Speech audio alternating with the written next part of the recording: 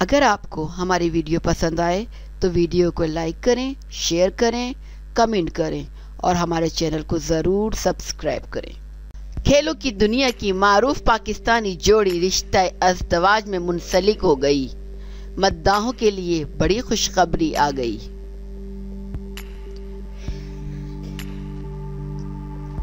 पाकिस्तान के international squash खिलाड़ी फरहान जमान और वुमेन इंटरनेशनल खिलाड़ी सादिया गुल निकाह के बंधन में बंध गए।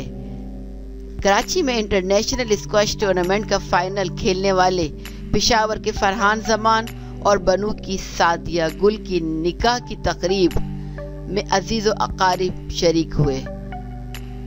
तकरीब में दोनों खिलाड़ियों ने अपने हाथ में स्क्वाश रैकेट पकड़कर तस्वीरें भी बनवाईं। एक्सप्रेस न्यूज के मुताबिक साबिक आलमी चैंपियन कमर जमान के भतीजे फखर जमान ने कहा कि मुझे सादिया पसंद थी, इनको जीतने के लिए वालिदैन को राजी किया।